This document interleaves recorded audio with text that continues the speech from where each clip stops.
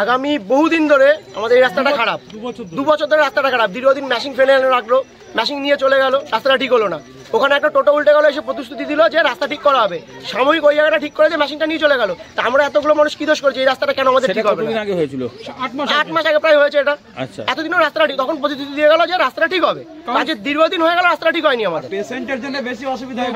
আমার নিজের মা অপারেশনের রুগী, তাকে নিয়ে রাস্তাতে যেতে পারি না, হাঁটিয়ে নিয়ে যেতে হসপিটালে, বিভিন্ন মহিলাদের, প্রেগনেন্ট মহিলাদের নিয়ে যেতে অসুবিধা হয়। কাউন্সিলরকে জানিয়েছেন? কাউন্সিলর দীর্ঘদিন জানানো হয়েছে, লিখিত দেওয়া আছে, কিন্তু কোনো রকম রেসপন্স নেই ওনার। কি বলছেন তিনি? কি বলছেন?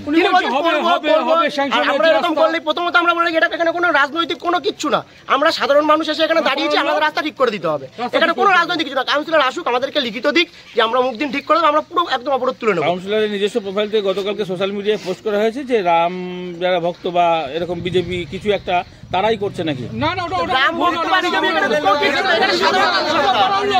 আমরা পাড়ার লোক, সাধারণ মানুষ এখানে দাঁড়িয়েছি।